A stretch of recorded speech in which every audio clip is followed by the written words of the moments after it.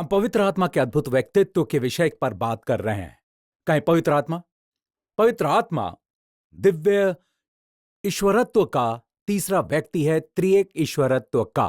त्रिएक, पिता परमेश्वर, पुत्र परमेश्वर, पवित्र आत्मा परमेश्वर। अब पवित्र आत्मा परमेश्वर उतना ही दिव्य है जितना पिता परमेश्वर और पुत्र परमेश्वर, लेकिन वो शर्मिला नहीं है।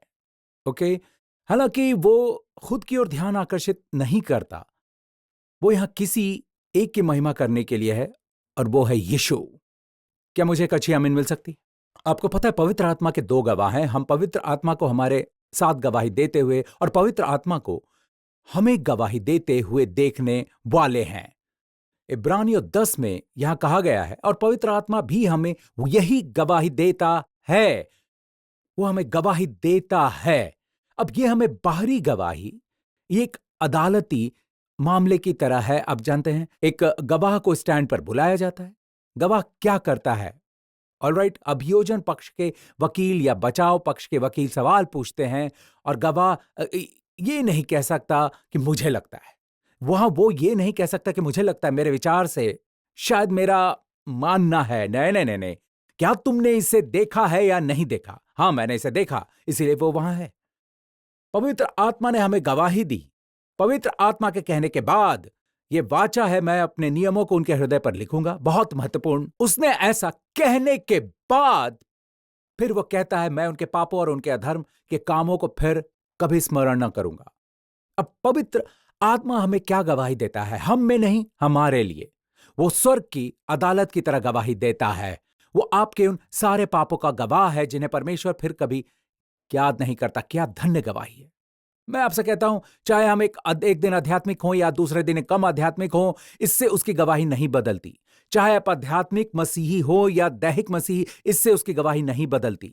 चाहे आप अच्छे इंसान हो या बुरे इंसान, चाहे आप नए जन्म पाए हो, तो इससे उनकी गवाही नहीं बदलती है। गवाही पवित्र आत्मा हमें गवाही देता है कि आपके पाप और आपके अधर्म के काम, ये सभी बहुवचन में है। परमेश्वर कहता है, मैं फिर कभी स्मरण न करूंगा, क्योंकि वो कलवरी के क्रूस पर एक गवाह था। पिता परमेश्वर वहां था, पुत्र परमेश्वर वो क्रूस पर लटका हुआ था, पवित्र आत्मा परमेश्वर वहां था, और पवित्र आत्मा ने गवाही दी कि क्रूस पर परमेश्वर ने अपने सारे पाप और मेरे सारे पाप, हर पाप, बचपन से लेकर युवावस्था तक के हर पाप, हर एक सूचीबद्ध पाप को यीशु पर डाल दिया। युवावस्था से वयस्कता तक के हर पाप, कुछ भी परमेश्वर की नजर से नहीं छूटा, क्रूस पर यीशु को डाल दिया गया, और पवित्र आत्मा ने इसकी गवाही दी। और युवावस्था से लेकर व्यस्तता तक, व्यस्तता से लेकर मध्य आयु तक, मध्य आयु से लेकर बुढ़ापे तक, परमेश्वर ने आपके सारे पाप तब भी देखे थे जब आप मध्य आयु के व्यक्ति थे। परमेश्वर ने आपके सारे पाप देखे हैं। परमेश्वर ने उस सारों को यीशु पर डाल दिया। पवित्र आत्मा इन सब बातों का गवाह था, और आपके पापों के लिए आपके स्थान पर मसीह को दंडित किया गया। जिसने कोई पाप नहीं किया, उसे आपके स्थान पर दंडित किया गया। मसीह हमारे लिए श्राप बन गया ताकि अब्राहम की आशीष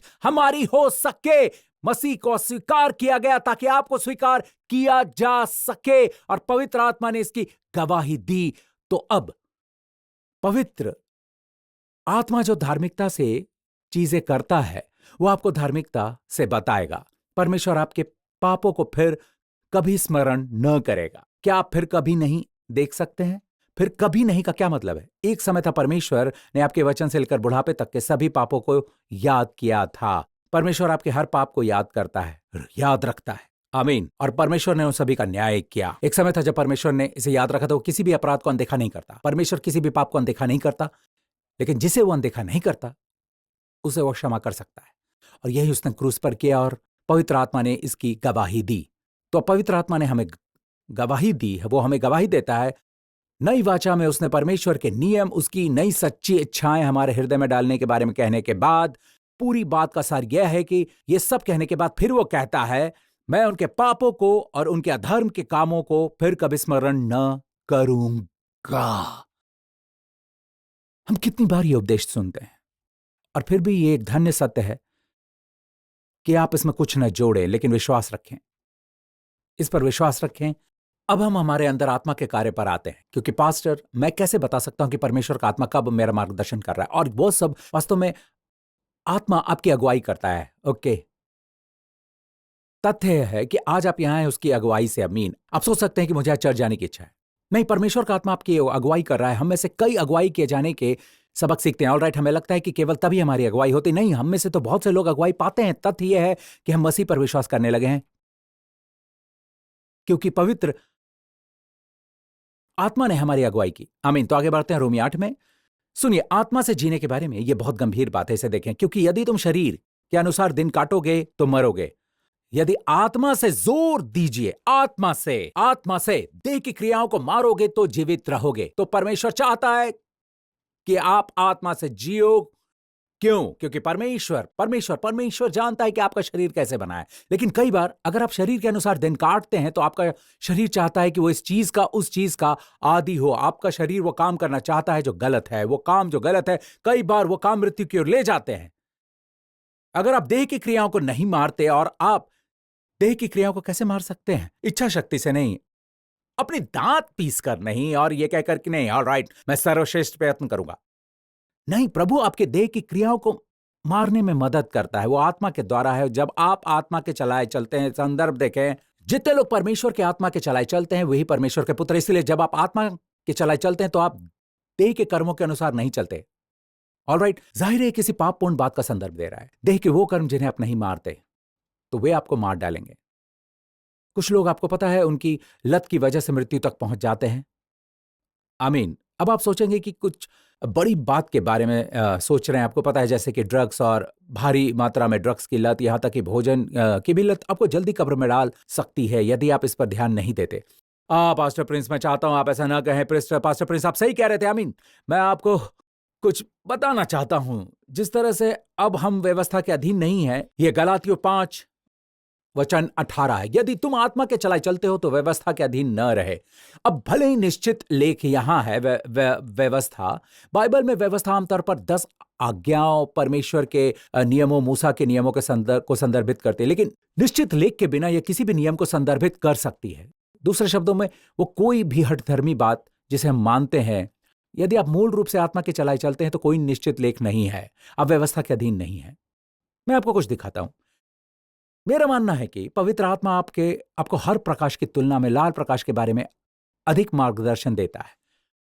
अब सभी के ने कहावत सुनिए, परमेश्वर का आत्मा हमें शांति देता है। यहां यह कहा गया है कि सहायक पवित्र आत्मा, यीशु ने कहा, जिसे पिता मेरे नाम से भेजेगा वो तुम्हें सब बातें सिखाएगा। सब बातों का मतलब सिर्फ आध्यात्मिक चीजें नहीं है, बल्कि परवरिश से जुड़ी चीजें हैं। आपकी शादी से जुड़ी बातें, आपके करियर, आपके व्यवसाय से जुड़ी बातें, सब बातें, सभी चीजें। इसे आप एक ही चीज न समझें।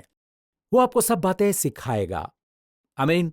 और वो जो कुछ मैंने तुमसे कहा वो सब तुम्हें स्मरण कराएगा। आप में से कई लोगों ने पहले ही इसका अनुभव किया है। पवित्र आत्मा आपकी अगुवाई कर रहा है, या आपको याद आता है कि पवित्र आत्मा ने आपको बाइबल में कुछ बताया, या कुछ ऐसे जो पास्टर प्रिंस ने संदेश में कहा था वो आपको याद दिलाता है। राइट?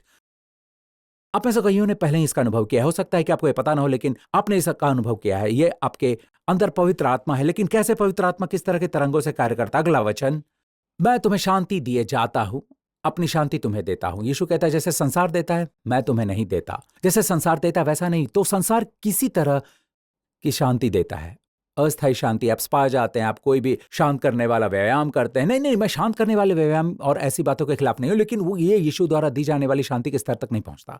यीशु वो शांति देता है जो संसार नहीं दे सकता। संसार आपको तभी शांति देता है जब आप उस माहौल में होते हैं, लेकिन जब आप उस माहौल से बाहर आते हैं तो ये सब बाहरी होता है। लेकिन यीशु वो शांति देता है जो आंतरिक होती है। संसार अस्थायी शांति है, लेकिन आपकी शांति स्थायी है। जैसे संसार देता है मैं तुम्हें नहीं देता। तुम्हारा मन व्याकुल न हो और न डरे। तो आप यहां संदर्भ देख सकते हैं। पवित्र आत्मा शांति की तरंग पर शिक्षा देता है। पवित्र आत्मा आपको शांति की तरंग पर चीजों की याद दिलाता है। इसलिए शांति हमारा प्राकृतिक आवास होना चाहिए। शांति हमारा डिफॉल्ट मोड होना चाहिए। अब जानते हैं, एक शिक्षा है जो कहती है कि जब आप शांति महसूस करते हैं तब आप अनुसरण करते हैं, और जब आप शांति महसूस करते हैं तो ये एक रास्ता है और आप अनुसरण करते हैं। बात यह है कि यह सुझाव देता है कि शांति महसूस करने से पहले आप क्या महसूस कर रहे थे, आप क्या कहां थे? आप बेचैनी में थे, आप उदासी में थे, और जब आप शांति महसूस करते हैं तब आप अनुसरण करते हैं। नहीं, मेरा मानना है कि शांति एक मसीही का स्वाभाविक डिफॉल्ट मोड है। उसका काम करने का तरीका, उसकी आध्यात्मिक और विश्वासी के रूप में स्वाभाविक स्थिति है। आपको हर समय शांति में रहना चाहिए। मैं ऐसी शांति की बात नहीं कर रहा जिसे आप भावनाओं से महसूस करते हैं। ऐसी शांति जो भावनाओं से ज्यादा जीवित परमेश्वर के अटल वचन पर अधिक टिकी है। ऑलराइट, मैं परमेश्वर के वचन पर टिका हूं। अब मैं चट्टान पर खड़े होकर कांप सकता हूं, लेकिन मेरे नीचे की चट्टान कभी कभी डगमगाती नहीं। इसीलिए मैं चट्टान पर आराम कर रहा हूं। तो बात यह है कि यही हमारी शांति है। बात यह है लोगों, मेरा मानना है कि हरी बत्ती आपका प्राकृतिक आवास है, आपका डिफॉल्ट मोड है। लेकिन जब आप कोई गलत कदम उठाते हैं तो आप कुछ करने वाले होते हैं, आप कुछ करने जा रहे होते हैं, आप कुछ करने वाले होते हैं और शांति भंग हो जाती है, एक बेचैनी होती है, कुछ होता है। रुके, ये परमेश्वर का आत्मा आपकी अगुवाई कर रहा है। ओके, क्या आप अब तक मेरे साथ हैं?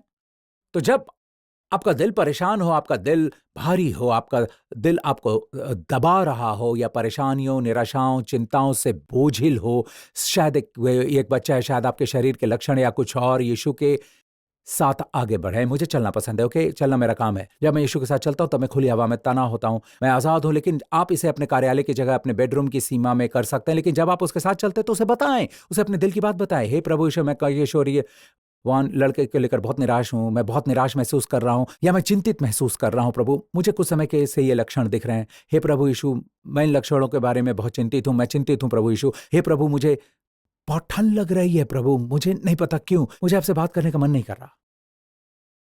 आपको पता है, मुझे आपसे बात करने का मन नहीं कर रहा। मुझे ऐसा लग रहा है कि आप मुझसे बहुत दूर हैं। उसे बताएं, उसे सब कुछ बताएं, यीशु को बताएं।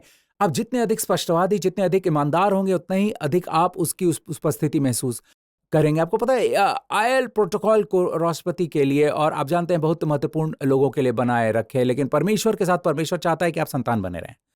आमीन। इसलिए जब रोमियो 8 में बात आती है तो बाइबल कहती है, रोमियो 8:14 पर वापस जाए, जितने लोग परमेश्वर के आत्मा के चलाए चलते हैं वही परमेश्वर के पुत्र हैं। तो आत्मा के द्वारा कैसे चलाए जाएं? अगला वचन, क्योंकि तुमको दासत्व की आत्मा नहीं मिली फिर भी भयभीत हो, परंतु लेपालकपन की आत्मा मिली है, जिसे हम हे अब्बा, हे पिता कहकर पुकारते हैं।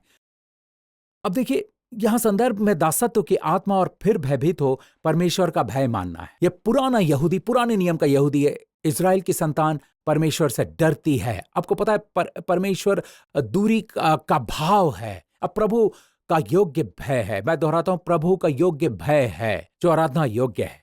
आमीन। कभी कभी मैं मेरे स्वर्गीय पिता से कहता हूं कि मैं अभी भी ओल्ड किंग जेम्स का उपयोग करता हूं, मुझे ये बेहद पसंद है। ऑलराइट, ये सम्मान की भावना दर्शाता है, लेकिन मैं फिर से दासत्व की भावना से उसका भय नहीं मानता। गुलामी भरा डर, ये एक गुलामी भरा डर है, ये परमेश्वर का भय। परमेश्वर कहता है कि तुम इससे मुक्त हो, और परमेश्वर इसे दासत्व की आत्मा कहता है। आपको पुराने नियम के दासत्व की आत्मा नहीं मिली, आपको पुत्रत्व का आत्मा मिला है। या ग्रीक में लेपा लकपन पुत्रत्व है, जिसके द्वारा हमें हे पिता कहकर पुकारते हैं। और अब इसे देखें, आत्मा आप ही हमारी आत्मा के साथ गवाही देता है कि हम परमेश्वर के संतान हैं।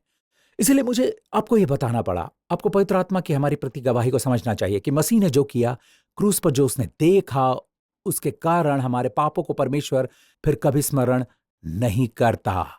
फिर कभी नहीं, फिर कभी नहीं। आमीन। तो आपको हमें दी गई गवाही को जानना चाहिए, वो बाहरी है, लेकिन अब ये हमारे भीतर एक गवाही है। अंदर वो हमारी आत्मा के साथ गवाही देता है कि हम परमेश्वर की संतान हैं। हम सभी के पास ये गवाही है। यदि आपका नया जन्म हुआ है तो आत्मा की गवाही आप में है। कोई कहता है, मुझे लगता है कि तुम्हारा उद्धार नहीं हुआ, आप बस इसे हंसी में उड़ा दोगे, आपको बहस करने की भी जरूरत नहीं। आप जानते हो, आप जानते हो, आप जानते हो आपका उद्धार हुआ। कभी कभी आपके दिमाग में संदेह आता है, लेकिन आप यह जानते हैं कि आप उद्धार पाए हैं। आत्मा आप ही हमारी आत्मा के साथ गवाही देता है कि हम परमेश्वर के संतान हैं। इसीलिए सबसे महत्वपूर्ण महत्वपूर्ण क्षेत्र में, शायद सबसे महत्वपूर्ण, वो आपके साथ गवाही देता है कि आप परमेश्वर के संतान हो। जीवन के अन्य सभी मामलों में तो और भी अधिक। और जब परमेश्वर आपकी अगुवाई करता है तो ये हमेशा विश्राम के मार्ग होते हैं, ये हमेशा ताजगी के मार्ग होते हैं। मैं आपको बस इतना बता दूं कि लोगों, इसे देखो, 2 तिमोथियुस में कृपया अध्याय 1, इसी कारण मैं तुझे सुधि दिलाता हूं कि तू परमेश्वर के उस वरदान को जो मेरे हाथ रखने के द्वारा तुझे मिला है प्रज्वलित कर दे, क्योंकि परमेश्वर ने हमें भय की नहीं पर सामर्थ्य और प्रेम और संयम की आत्मा दी है। पवित्र आत्मा के प्रति वास्तव में संवेदनशील होने का सबसे अच्छा तरीका अन्य भाषाओं में प्रार्थना करना सीखना है। आत्मा में प्रार्थना करें। आमीन। और आप में से बहुतों के पास पवित्र आत्मा की ये अद्भुत प्रार्थना भाषा है, लेकिन बहुत से लोग ये समझ नहीं सकते कि वरदान किस लिए है। मैं आपको ये बता दूं, यह लिखा है, आग को हवा दे, वरदान को प्रज्वलित कर दें। शब्द वास्तव में ग्रीक शब्द है, आग को हवा दें, जैसे कोई आग पर पक रहा हो। राइट, आग पर, और आप आग को हवा देते हो। आमीन। आग को अंगारों को, इसी तरह आप आग को हवा देते हो। अब ये परमेश्वर का वरदान है। अब बहुत से लोग कहते हैं कि आप परमेश्वर का वरदान पवित्र आत्मा है, लेकिन सुनो, आप पवित्र आत्मा की आग को हवा नहीं देते। सही नहीं लगता, ओके? है ना? जब पवित्र आत्मा के व्यक्तित्व के वरदान के बारे में बात की जाती है तो हमेशा शब्द डोरिया आता है। उदाहरण के लिए, मन फिराओ, बपतिस्मा लो, तो तुम पवित्र आत्मा का दान डोरिया पाओगे। पतरस का उपदेश। तो पवित्र आत्मा का व्यक्तित्व तो हमेशा डोरिया होता है, लेकिन अन्य भाषा का वरदान पवित्र आत्मा का करिश्मा है। पवित्र आत्मा का वरदान, यह करिश्मा कहा गया है। मैं आपको याद दिलाता हूं, करिश्मा आग को हवा देने के लिए पवित्र आत्मा नहीं बल्कि उसका वरदान है। और पवित्र आत्मा के कौन से 9 वरदान आपकी इच्छा से सक्रिय हो सकते हैं? केवल एक, अन्य भाषा। वास्तव में यदि आप अन्य भाषा में विश्वास योग्य होना सीखते हैं तो यह अन्य सभी वरदानों को प्रज्वलित करेगा। चंगा करने का वरदान, बुद्धि की बातें, भविष्यवाणी का वरदान। उदाहरण के लिए, आप लोगों को वचन भेजते हैं, आप नहीं जानते कि क्यों, आप बस वो आपके दिमाग में आते हैं और आप उन्हें भेजते हैं। उन्हें प्रोत्साहन के वचन भेजते हैं और अचानक वो रो रहे होते हैं। दूसरी तरफ वो कहते हैं, आपको कैसे पता? आप जानते हैं कि परमेश्वर आपकी अगुवाई कर रहा है। मीन आप सही समय पर एक वचन दे रहे। तो अन्य भाषाओं में प्रार्थना करें और क्या होने वाला है? परमेश्वर के लिए ध्यान दें, क्योंकि वचन 6 से जुड़ा है। वचन 6 के कारण, क्योंकि परमेश्वर ने हमें भय की आत्मा नहीं दी है। अब भय तनाव उत्पन्न करता है। तनाव आपके शरीर में और आपके मन में, आपके जीवन में सभी प्रकार की परेशानियां उत्पन्न करता है, क्योंकि परमेश्वर ने हमें भय की नहीं पर सामर्थ्य और प्रेम और संयम की आत्मा दी है। इसलिए जब आप अन्य भाषाओं में प्रार्थना करते हैं तो 3 नदियां बहती हैं। जब आप आत्मा में प्रार्थना करते हैं तो ये इन 3 नदियों को आप में से बाहर निकालता है। सामर्थ्यवान शब्द डुनामिस, जहां से आपको डायनामाइट शक्ति शब्द मिलता है। फिर प्रेम, जब आप सड़क पर गाड़ी चला रहे होते हैं और कोई आपको गलत तरीके से कट मारता है तो आपको गुस्सा आता है। आप इसे कहां महसूस करते हैं? आमतौर पर यहां आसपास, राइट? तो अन्य भाषाओं में प्रार्थना करें और जहर बाहर आ जाता है और आपके अंदर उस व्यक्ति के लिए प्रेम उत्पन्न होता है। आप में से कुछ को यह प्रकाशन मिल सकता है कि उस व्यक्ति के पास आपकी तरह यीशु नहीं है, लेकिन शायद वो व्यक्ति तनाव में, उसे थोड़ी सी जीत दे। प्रेम जाग उठता है। क्या आपने कभी गुस्से में होने पर अन्य भाषाओं में प्रार्थना की? आप ऐसा नहीं करते, इसलिए आप गुस्सा होते हो, इसीलिए आप गुस्से में रहते हो। ऑलराइट? आमतौर पर अगर मैं गुस्सा हूं तो मैं परवाह नहीं करता, मैं उसे छोड़ देता हूं। मैं आपसे कहता हूं छोड़ देने के लिए, लेकिन आत्मा के द्वारा छोड़ें। आमीन। अब ये स्वस्थ मन नहीं है। ग्रीक में 2 शब्द नहीं है, ये एक शब्द है। ग्रीक में एक शब्द है सोफ्रोनिस्मोस। आपका नोस्मोस, आपका मन। सोफ्रो शब्द, ध्यान से सुनो, बचाव शब्द से है। शाब्दिक रूप से सोफ्रोनिस्मोस एक शब्द है। ग्रीक में इसका अर्थ है आपके मन को बचाना। जब आप आत्मा में प्रार्थना करते हैं तो यह आपके मन को बचाता है। और कितने लोग जानते हैं कि हमारे मन को बचाए जाने की जरूरत है? अपने पड़ोसी को देखकर मुस्कुराए और कहें, हाँ आमीन, हमारे मन को बचाए जाने की जरूरत है, हमें मिला। अब देखिए, इसका वर्णन करने के लिए सबसे अच्छे शब्द है संतुलन। एक मन, एक समतल, संतुलन, शांत, संतुलित। परमेश्वर आप लोगों को यही दिखाना चाहते हैं। और वैसे ग्रीक में ये बहुत सुंदर है। सिर्फ मन ही नहीं बल्कि दिल भी, शाब्दिक रूप से दिल के हिस्से। जब आप अन्य भाषाओं में प्रार्थना कर रहे होते हैं तो मूल शब्द सिर्फ मन नहीं होता, बल्कि मन और दिल दोनों होते हैं। ओके, मैं किसी भी यूनानी विद्वान को इस शब्द की व्युत्पत्ति को देखने की चुनौती दूंगा। अगर आप पाएंगे, यह शब्द मन को बचाना और दिल को बचाना दोनों है। दिल के हिस्से, दिलचस्प। ओके, इसे देखिए, अब मैं आपको समझाता हूं। परमेश्वर ने हमें पीछे 2 अधिवृक्क ग्रंथियां दी हैं और वे लड़ने या भागने के लिए हैं। लड़ो या भागो। आप सभी कहानी जानते हैं, एक पिकअप की सच्ची कहानी, जो एक बच्चे पर गिरा और यहां तक कि एक आदमी, एक बड़ा आदमी, एक मजबूत आदमी, जो कि पिकअप को उठाने में बहुत मुश्किल हो रही थी, लेकिन माँ, एक कमजोर छोटी माँ या एक छोटे आकार की माँ, छोटे कद की माँ, ऑलराइट, उस बच्चे को बचाने के लिए ट्रक उठा सकती है। ऑलराइट, और ये परमेश्वर की शक्ति नहीं है, अधिवृक्क ग्रंथियां हैं जो अचानक लड़ाई या भागने की भावना को उकसाती हैं। या तो आप लड़ते हैं या भाग जाते हैं। ये कॉर्टिसोल को रिलीज करती है, एड्रेनालाइन को रिलीज करती है, जहां आप यहां अलौकिक शक्ति दर्शाने में सक्षम है। और कई बार आप ऐसी अवस्था में होते हैं जो आपकी दृष्टि भी है, आपकी दृष्टि तेज हो जाती है, आपका पूरा अस्तित्व, आपको पता है, एक सुपर व्यक्ति की तरह बन जाता है। लेकिन परमेश्वर ने इसे केवल आपात स्थिति में कुछ समय के लिए रखा है। आखिरकार परमेश्वर ने आपको अधिवृक्क ग्रंथियों के साथ बनाया है, लेकिन परमेश्वर कभी नहीं चाहता कि आप वहीं रहे। सुने, परमेश्वर ने हमें कछुए और ऊंट की तरह जीवन जीने के लिए डिजाइन किया है, सिंह और बाघ की तरह नहीं। सिंह और बाघ, उनकी अधिवृक्क ग्रंथियां वैसे सूजी हुई होती हैं, ये हमेशा सूजी हुई होती हैं। और आप जानते हैं वो कम आयु के होते हैं। पास्टर प्रिंस, ये जानवर हैं। ठीक है, बाइबल नीति वचन बुद्धि की पुस्तक में कहती है, आलसी चींटियों के पास जा, उनके काम पर ध्यान दे। तो परमेश्वर ने हमें सिखाने के लिए जानवरों को रखा हम नहीं सीखते, वे हमसे नहीं सीखते, हम उनसे सीखते हैं। आमीन। तो सुने, परमेश्वर ने हमें ऊंट की गति, कछुए की गति से चलने के लिए बनाया है। और आप जानते हैं, ऊंट और कछुए एक लंबा जीवन जीते हैं। उदाहरण के लिए ऊंट, राइट, वे शांत जीवन जीते हैं आराम से। आपको पता है, रेगिस्तान में आपको लगता है कि बटन दबाना है तेज गति से बढ़ने के लिए, लेकिन क्या आप तेज गति से आगे बढ़ सकते हैं? राइट, लेकिन वे बस आराम करते हैं। मुझे पता है गर्म है, ऑलराइट, मुझे पता है गर्म है, लेकिन आराम से भाई, हम गंतव्य तक पहुंच जाएंगे। ओके, बस शांत रहे। मुझे पता है पानी नहीं, लेकिन आराम से हम पानी ढूंढ लेंगे। हम सही समय पर सही जगह पर पानी ढूंढ लेंगे। और कभी कभी वे हिलने से मना कर देते हैं, वे बढ़ने से मना कर देते हैं। आप नहीं कह सकते आराम से ले लो भाई, आराम से, ऑलराइट, आराम से भाई, आराम से, ऑलराइट। दौड़ तेज दौड़ने वालों के लिए नहीं है, और ना ही कौशलपूर्ण लोगों के लिए पुरस्कार रखा है, लेकिन समय और मौका जो परमेश्वर का है उन सभी को दिया जाता है। परमेश्वर आपको सही समय पर सही स्थान पर रख सकते हैं। चिंता न करें, संसार के लोगों की तरह न बने। आमीन। परमेश्वर की स्तुति हो। मेरा समय समाप्त हो गया। प्रभु की स्तुति हो, यीशु की स्तुति, महिमा और सम्मान मिले। मित्र, उद्धार यीशु ने क्रूस पर आपके लिए जो किया, उसे हां कहने से शुरू होता है। आपको कुछ भी करने की जरूरत नहीं है। उस आदमी के माध्यम से यीशु का प्रचार आपके पापों की क्षमा के लिए किया जा रहा है।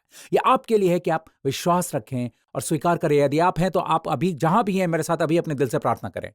यह प्रार्थना करें, कहे, हे स्वर्गीय पिता, मेरा विश्वास है कि आप मुझसे प्रेम करते हैं, और मेरा विश्वास है कि यीशु मेरे पापों के लिए क्रूस पर मरे, मृतकों में से जी उठे, और मैं उसमें धर्मी ठहरा हूं। मैं आपको धन्यवाद देता हूं क्योंकि मेरे सारे पाप क्षमा किए गए।